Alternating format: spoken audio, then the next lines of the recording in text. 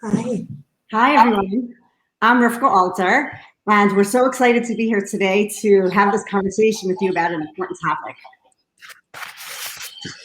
Yeah, hi everybody. My name is Suri Halpern, and it's truly an honor and privilege to be here. And it is especially an honor to be doing this with Rivka. So we're gonna jump right in. Okay, our topic today is passion and perimenopause. So when you think about this, perimenopause, I want you to take a minute and kind of tune in and see what happens for you when you hear the word perimenopause.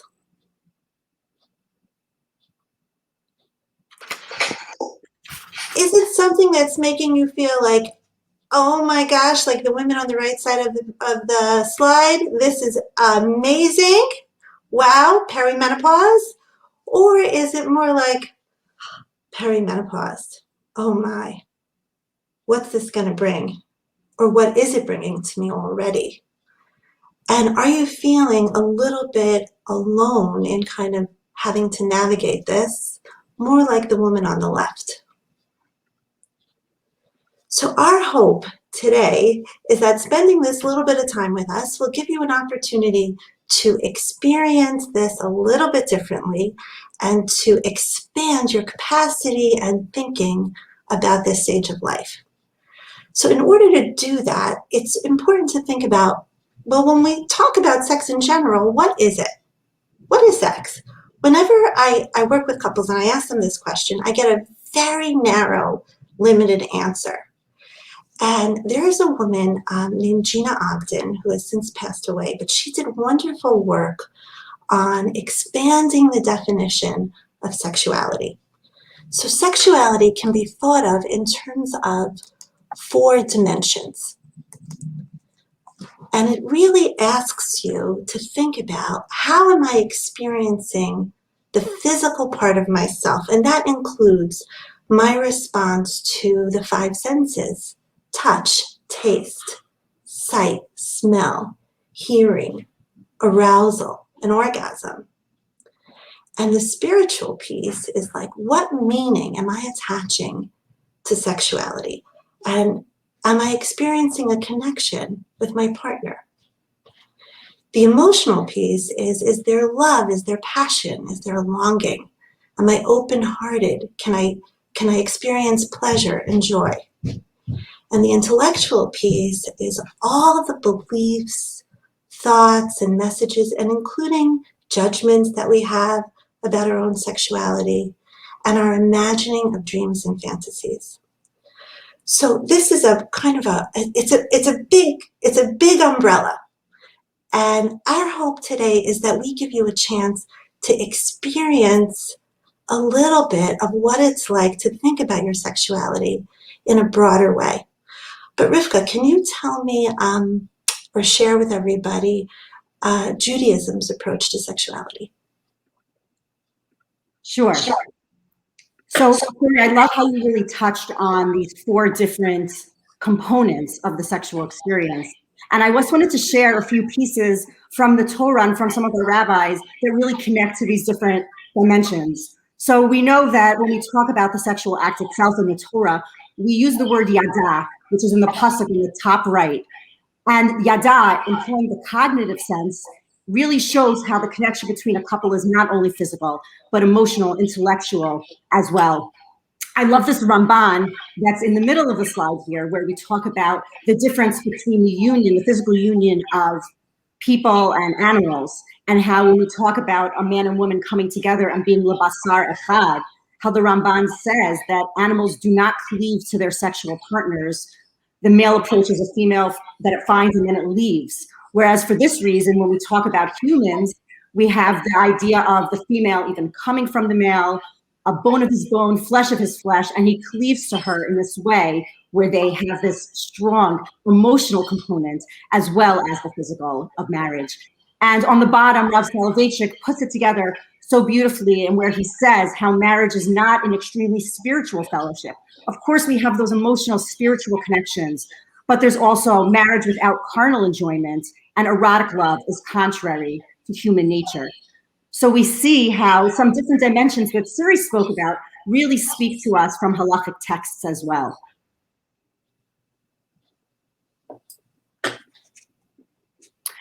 In continuing, we talk a little bit about perimenopause, as Suri started us off, and when we want to talk about a halachic definition. So what's interesting is that the halacha really has, I would say, an emotional and a physical component to it in talking about this time period. There's no halachic term for perimenopause, which can begin in our mid-40s, except as a Yoetzet, I would say that based on the reaction of women to bodily changes, the anecdotal word to use would be frustrating. Our comfort level with our own bodies transitions, and due to some of these hormonal fluctuations, we may find ourselves in a state of nida more often than before, and at unexpected and often inconvenient times. We may have always had a positive association and connection with the laws of Taharat HaMishpacha, and now have possible feelings of resentment in keeping them.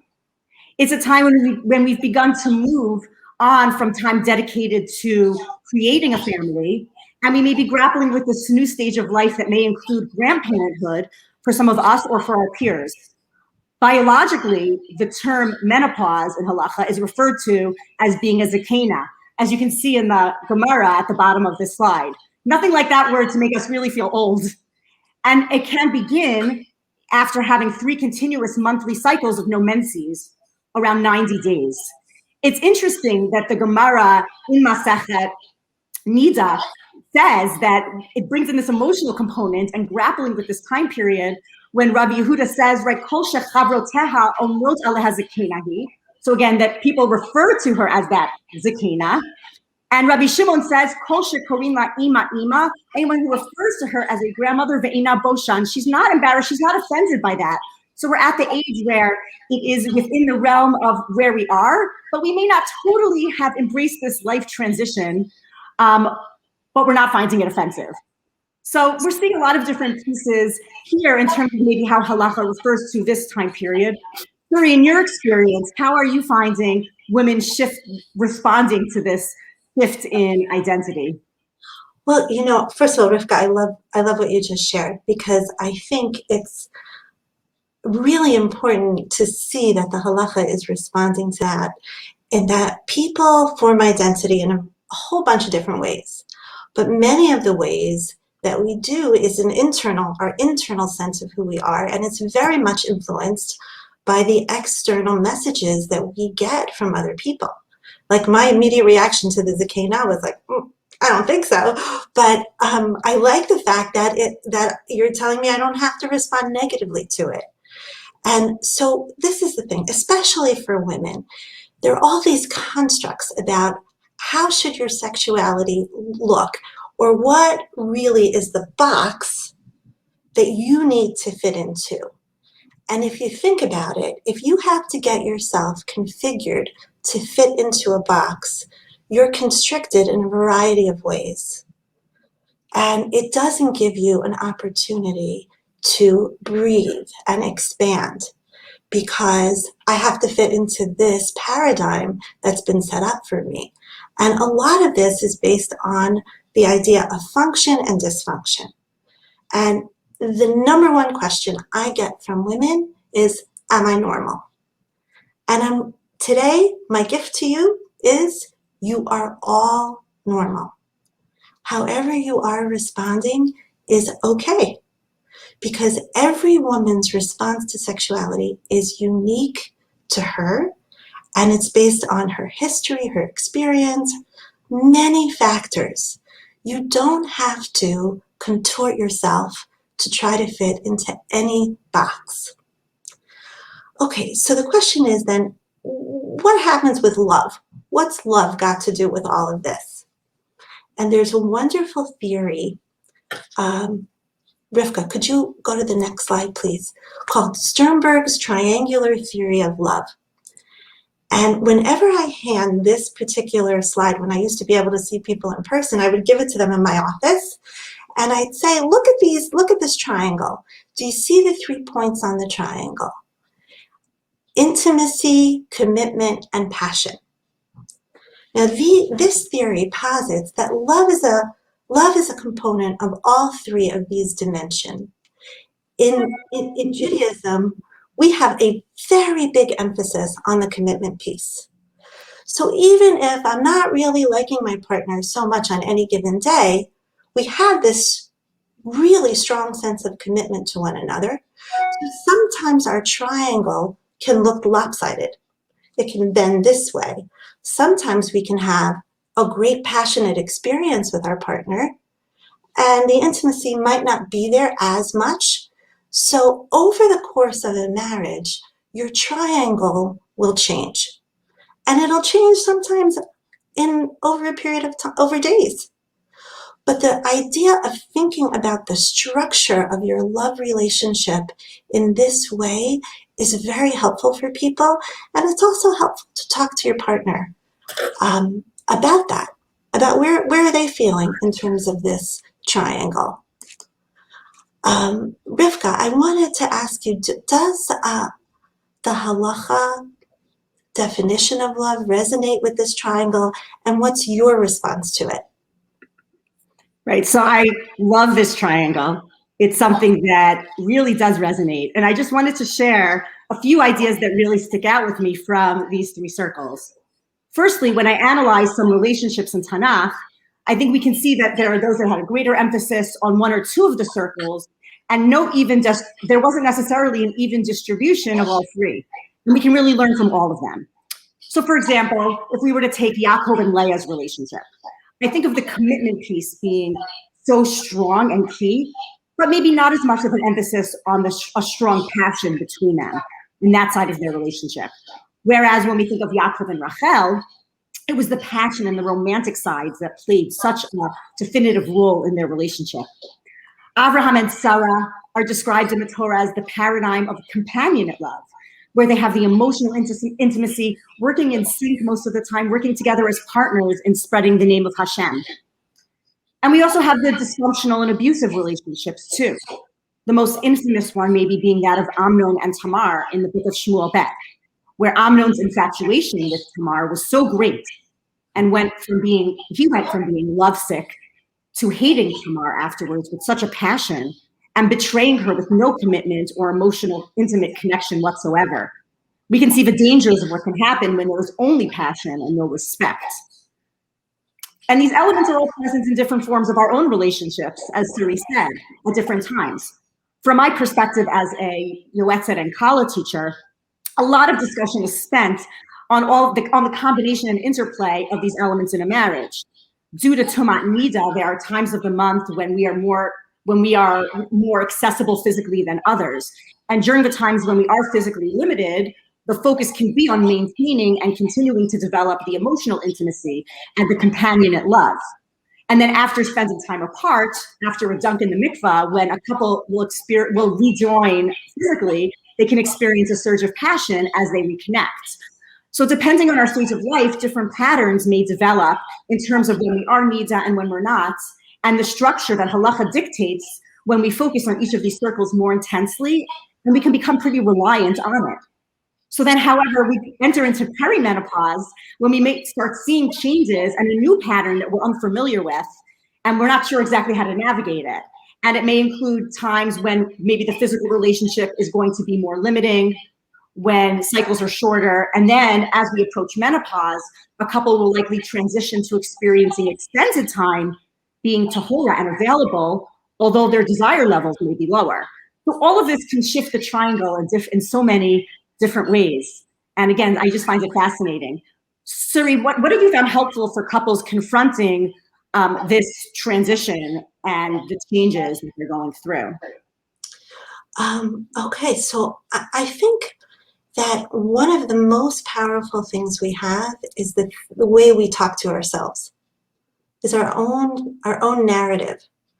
So the negative sexual messages that women, this is what I found in my practice, that women offer themselves is that I'm not a sexual person anymore. That part of my life is over.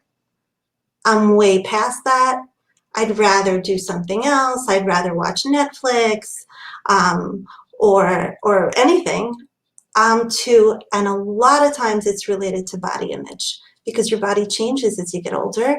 So it's like, I'm to this or he's to that. And those are the negative sexual messages that women give themselves.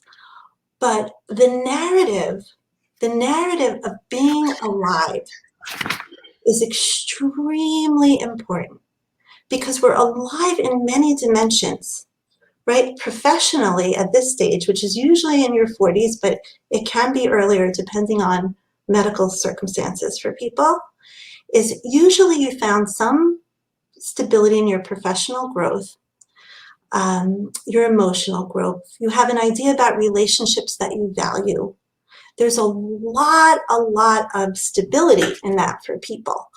But the question is then, what happens to desire? So what is desire, first of all? Desire is my capacity to say, I want something. Now, it seems simple, right? It seems simple to be in touch with that. I want it. But a lot of things need to be in place for people to feel safe and comfortable to want. And there's a lot of socialization of women around not wanting to be too demanding. But in sexuality, the freedom to want is completely connected to the freedom to feel. So to have a relationship with your own wanting as being something not only okay, but actually beautiful and a source of vibrancy in your life. Rivka, could you just go to the next slide? Because the next one really addresses this idea about, it's like ways when you're recalculating. If you think about aging and the different sort of changes in the body, you can think about it as something that's stealing your sexuality. It's taking it from you. But one message I really hope you leave with today is, if you feel like it's taking something from you, it's taking one version of maybe what sex used to look like. But you have a very powerful position here. You get to decide whether your sexuality has left you altogether. And if you have enough courage, you can reinvent yourself sexually, and you can talk to your partner in a much more open and exploratory way about what you like and what works for you. And people really describe this area of life, at this time of life, as sometimes being an extraordinary time of sexual growth and connection. There's a wonderful book by Marty Klein called Sexual Intelligence. And if anyone is really struggling with this issue, I highly recommend taking a look at this book. It's full of good stuff. But one of the things which I would be remiss if I didn't identify here is the common changes in sexuality that occur with aging. And so vaginal lubrication will decline in volume and consistency.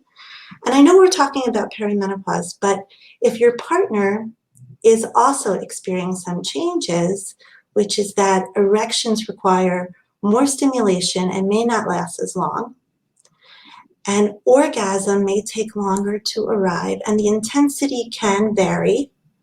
And there's also a longer refractory period, which is the waiting time between ejaculation and the next erection. Women at this age require a lot more physical stimulation than they used to. And I really recommend that if you're going to your doctor or gynecologist, that you be your own advocate, because many women report that their gynecologists never actually ask them about sexuality and how it's going. So this is an area where you need to advocate for yourself. One thing that Marty Klein's book emphasizes is what's sexually stable with aging. And these are all things that we can relate to. the desire for closeness, the desire to be desired, the desire to feel good in your own body, and very often the experience of orgasm and the level of desire. Content and quantity of fantasy, which we're going to get to in the talk, is also something that's sexually stable. So there are adaptations that couples will make. Let's say they are experiencing sexual pain. So Rivka, can you share with us what is the halachic response to some of these adaptations that couples need to make at this stage in their lives?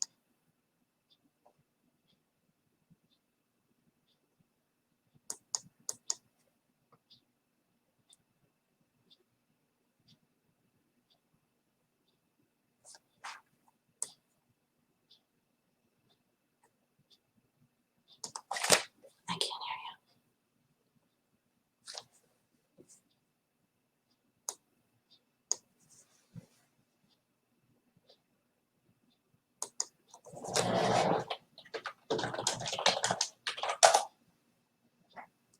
I can't hear, Rivka, I'm so sorry, but we can't hear you.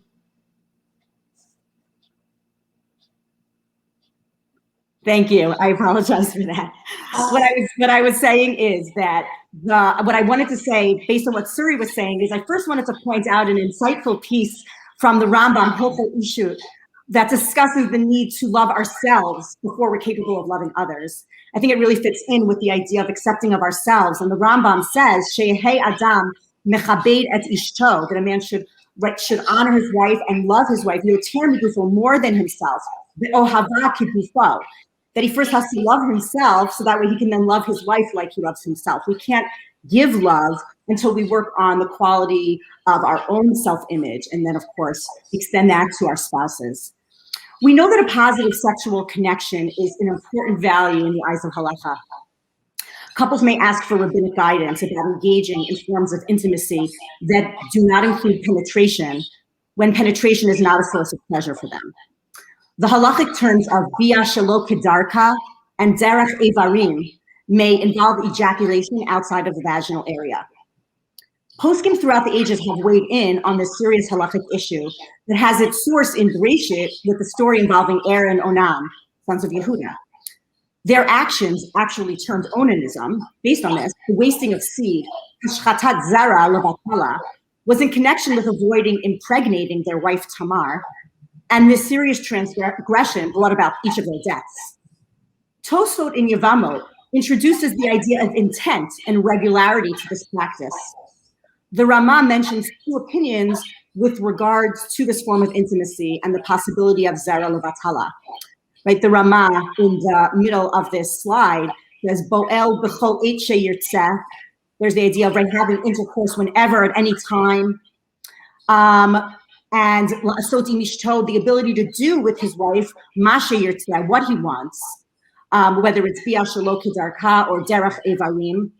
And the Ramah mentions the first opinion is Bilvad, with the stipulation, Shelo Yotzi Zera Levatala, that there will not be ejaculation outside of her body, that is not the intent.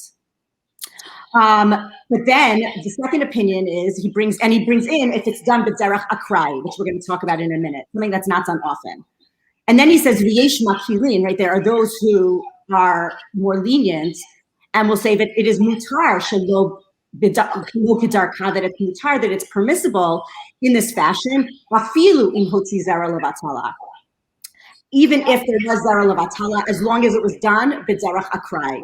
Let's talk a little bit about what that means. So the phrase derech akrai that the Ramah mentions is interpreted in a range of different ways, from those who think it means once in a lifetime to those who permit it more regularly, especially when there is a therapeutic need. So based on this, some poskim will allow and say it's not wasting, it's not considered levatala, when in the context of tashmish, of intercourse, as the fulfillment of feelings of desire between spouses, and possibly connected, or a definition of the mitzvah of ona, and providing simcha and pleasure to one's spouse. This is an important conversation to have with a halachic advisor, since there are so many different considerations. But it's important to understand the source of this and the principles at play that poskim use in deciding what's best for each couple. Rivka, I so appreciate you sharing this because this is something that couples, first of all, it's a very private and intimate thing that couples really struggle with. And I love it that you were willing to talk about it here today with everybody. Um, and it actually does transition really beautifully into the next thing that I wanted to talk about, which is a very interesting concept about relationality, because everything you talked about was sort of how halacha navigates the importance of the relationship and halacha, right?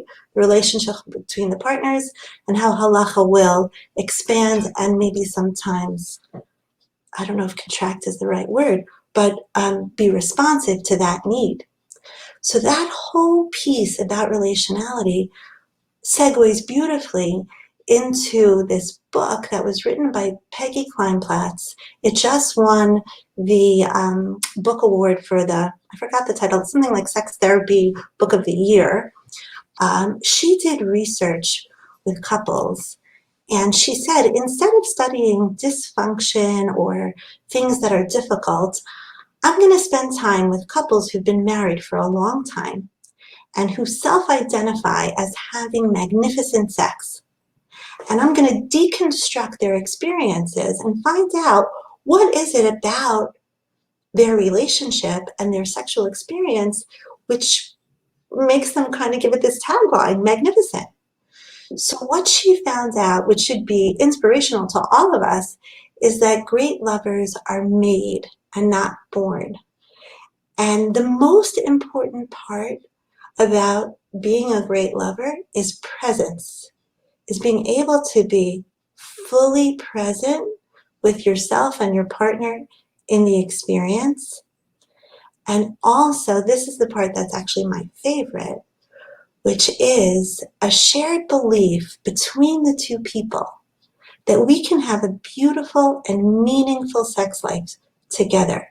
What that means is that my partner is not only my partner in what's called marriage inc, paying the bills, making sure the kids' needs are taken care of, working on home repair, but he actually becomes my erotic partner, and we are an erotic team. If both of us, share that belief about our relationship, it's extremely transformative. But the single most important factor, according to her book, is actually empathy. And it is not sexual technique. That's really important for people to understand, because empathy means, and I cross the bridge from my world to my partner's world. I leave all my stuff behind. I leave everything that I got going on with me behind. I cross the bridge to my partner's world and to his experience, and I'm fully present there with empathy. That factor, or that capacity to have that attunement to your partner, was the single most determinative factor in having a great sexual experience. Okay, so let's talk for a minute about the difference between sexuality and eroticism. Because when I work with couples, they really are like, what are you talking about? Well, you don't know what you mean by that. And this is from the work of Esther Perel. She says that sexuality is instinct or biology, but eroticism is sexuality that's been transformed by the human imagination. So think about that for a second. The human imagination. So it's all in my brain. Well, not all of it, but a lot of it, right? So it allows us to be curious, to play and go beyond our lived experience. And we can transform traits that we struggle with. For example, if I'm by nature a very shy person, in my fantasy, I can be dominant. And that's just one example. There's so many ways in which our fantasy can take us to places that we've never been before. I know I keep bringing up different texts and books, but there's going to be a list at the end of references if people want to go out and look for it. Catherine Hall wrote a book, and in the book, she has something called Sexercises for the Body and Mind. Oh, Rivka, next slide, please. So everyone has the capacity for this, no matter what kind of physical shape you are in. Every human being has the capacity. And anything that enhances excitement or pleasure, it can be the time of day, it can be the way the sun feels on your skin. So when women come to me and they feel like they're in a rut, I ask them to take a look at their experience of sensuality in their everyday lives. When you go outside, and we've been inside now for a long time, right? So this may resonate really strongly with people who are listening today. When you go outside on a beautiful day and you feel the sun on your skin, slow down and take in that feeling, that sensation. Because what we bring into our internal world, we can store and then bring home to our partner. And also, what we may fantasize about can have sometimes absolutely no relationship to what we really want to have happen in our lives. So, not to be alarmed by your fantasies. Just because you're having a fantasy about something doesn't mean you actually really want to do that thing. And fantasy allows us to distinguish between sexuality and eroticism. So I have some very religious women, and even people, honestly, even people who are not Jewish, who really struggle with the idea of, is this okay? Is this all right for me to be doing this? So Rivka, can you speak directly to this struggle that many women have about feeling free and okay to experience fantasy? Sure. So I wanted to, when we talk about fantasy, I wanted to look at it in two different pieces. First, let's talk about how the Torah views fantasy in general. And I think that one interesting commentary going to the creation of the Mishkan, we read it back in Sefer Shmot, talks about the ingenuity of Bezalel, the builder of the Mishkan. And we're told that he was able lachshov machshavot, to think things through. And while some interpret that to mean specific types of craftsmanship, Targum Yonatan actually says that it talks about the greatness in taking an idea and bringing it into reality. That we can grow, and Bezalel grew as a artisan, and we can grow as people by experiencing and envisioning things beyond our reality at times. We know Yosef was known as a Baal Chalomot, a dreamer, which we know got him into trouble with his brothers. But ultimately, it was this imagination and creativity that allowed him to conceive of things others around him were not able to, and allowed him to rise in position to be second to Pharaoh. So that's fantasy in general and the ability of making those connections. In terms of sexual fantasy, we know the pasuk in Shema that we say daily, "V'lo taturu acharei levavchem ve'acharei einechem," which prohibits hirhurim, thoughts that come from what we see with our eyes. And the halacha of shmirat einayim is really considered by most poskim to be an issue mainly for men.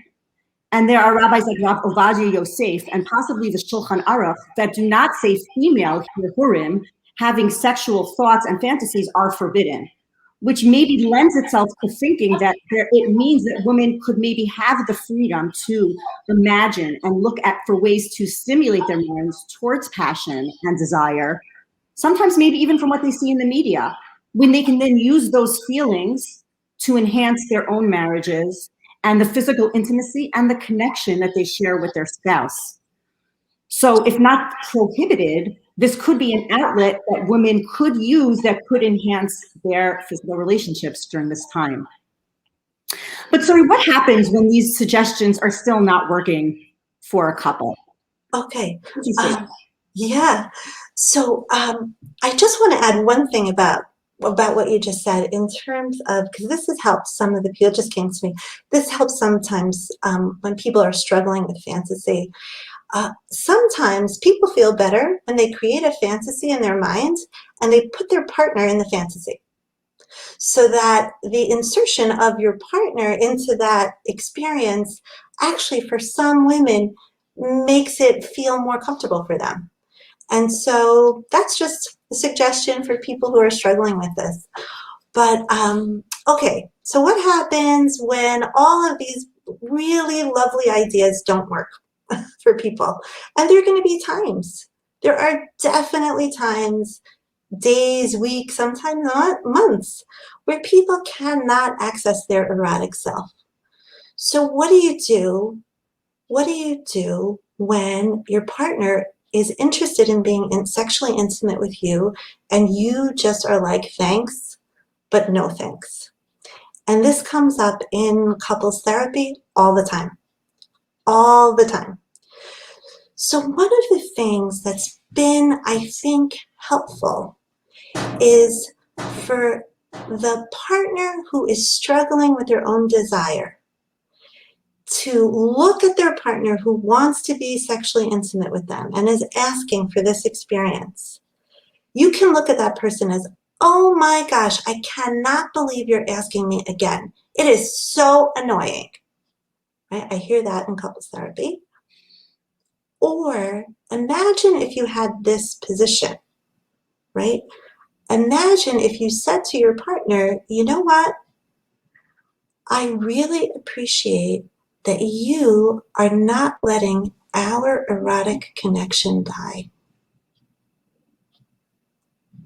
and that you're keeping this part of our relationship alive. Because maybe hormonally or physically or emotionally, I'm kind of shut down right now. But your wanting of maintaining this in our relationship is a blessing. It's actually a blessing for both of us. And even if physically I'm not up for it, or emotionally I'm not up for it right now, I want to say thank you. That experience in and of itself is quite powerful and transformative for couples. Because the number one reason that couples come into my office, and I think into other sex therapists' offices across the globe, and the number one reason they stop having a sexual connection is because the male partner stops initiating. And once that happens, once that gets shut down, it's really a lot harder for couples to jumpstart things. You absolutely can, but it's just much more difficult. Okay, so let's talk about the do's and don'ts of communication in bed about sexuality. Okay, let's just go through some kind of tips about what people have shared with me about things that work for them. Okay, so always ask your partner to do something you would like, and talk about what you want more than what you don't want. So it's like as soon as there's criticism, there's shutdown. And we're all very vulnerable when we're sexually and erotically connected to somebody. So in the moment, if we're being very criticized, it's going to shut people down. So instead of that's too fast, how about I'd like it slower. If you say don't do that, say do this instead. And eye contact is extremely important. If something feels good, say so. If something feels really good, say so more than once. But don't ever, ever say that something feels good when it doesn't, because your partner is going to think that this is what works for you, and then it may become part of their sexual pattern and repertoire. And when you do finally come clean about, that thing you did didn't do it for me, you're like, there's a lot of hurt feelings about the fact that you never shared that all this time, which is not to say that you should not. You absolutely should. There's always the possibility of a corrective conversation and a corrective experience. Okay, so what do we need? What do we need to make sure that we feel good about this experience? One of the things is this idea that it is impossible to fail, right? And there are so few times in our lives where we really believe that, because we're so success oriented, right? Did you get into grad school? Did you not? Did you get the mortgage on the house? Did you not? It's always very binary. Were you able to do it? Were you not? In sexuality, when you have an experience with a partner, whatever the experience is, it does not have to be success or failure. I want you all to just take a minute and think about that. It's super important to be able to laugh at sexual experiences that may not have felt, incredibly awesome, but to know that you were there together and sharing an experience. It's not failure. Okay, so let's just go through some of the things, the criteria. One of the things is to be sober and create a better environment. There's a wonderful book by Emily Nagoski called Come As You Are, where she talks about the context that women need in order to feel free sexually. And a lot of it has to do with environment. Get your basic conditions met. Accept yourself, so your sense of yourself is not on the line. Enjoy what you get. You can sometimes be disappointed, but not devastated. Surprise does not equal disappointment, and disappointment does not equal failure. And I love this quote. To be sure of hitting the target, shoot first, and then call whatever you hit the target. There's a lot of power in that. And I just wanted to end with this exercise that I give couples to do, and feel free to take this back to your partner. It's from this woman, Gina Ogden. And what she does is she has couples sit next facing each other, and they say to one another, I turn myself on when that's the sentence stem, and you finish it. For example, I turn myself on when I think about what a loving father you are. And then the partner goes. And you do it back and forth and back and forth. And it's actually remarkable what couples come up with. And you start with, I turn myself off. For example, I turn myself off when I think about the bills that I haven't paid. I turn myself off when I think about the presentation I have to give tomorrow and slides I still have to finish. I turn myself off when I think, oh, how am I looking right now? I turn myself off when I am worried about what my boss is going to say about the thing I just handed in. So the beauty of this exercise is it puts the power on you. You own it. You can turn yourself off and on based on your own thoughts. It is a remarkable thing to become aware of. And when sexuality feels elusive to you, and it's something you want, and you don't know how to get it, like I'm lost here, I want you to think about the power that resides within you to get back to that place. Because I can turn myself on. This exercise would be totally different if it was, hey, you turn me on when you, right? Because that's kind of the messages that we get in the media and everywhere else. It's like, what's the other person doing?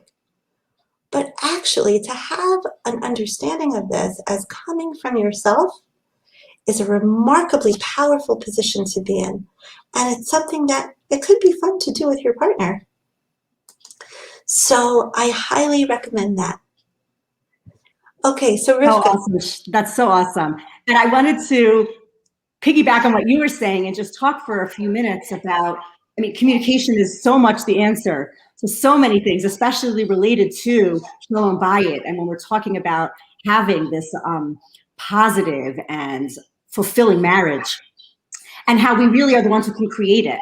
Some of the suggestions that you mentioned, even on the slide before and on this slide right in front of us right now, are really part of suggestions that come up in the Gemara and in the Shulchan Aruch for what we might call, they're not halachot of the sexual behavior in a bedroom, but sexual etiquette, if we want to call them that. And they discuss similar things about being aware of your partner. So being drunk or being asleep wouldn't be appropriate. Having an awareness and being face to face with each other, of having the ambiance in the room and not being self-conscious, so maybe dimming the lights, of having conversation during intercourse be revolving on each other and focusing on what does turn us on about the other and not focusing on the bills we have to pay or taking the garbage out or on who's doing carpool tomorrow. So as much as we can focus our conversation and our moods, and that is something in our control, and the more we can communicate, the more we create the environment that we want, and that becomes so fulfilling for us. So I really love the way it all dovetails so nicely with what Chazal have been telling us for years, and what we get from those who have important insights to share in marriage that you've shared with us as well, and some of the literature that you've shared. So here we are. We're really at the end of our presentation, and we talked about how much power lies in us in terms of framing our experiences. And if we wanted to bring things together today and were to ask you, if we were playing the naming game, what are some ideas that maybe you have for maybe what we would call, how we could frame this time period, what we could use to encapsulate this stage other than perimenopause? Going back to those original images Suri showed us in the beginning of what might come to mind when we hear that word, does something perhaps more inspirational come to mind at this point after our conversation this morning? And I'm not sure if we can have audience participation in this chat, but we would love to hear some of your suggestions and your takeaways from today.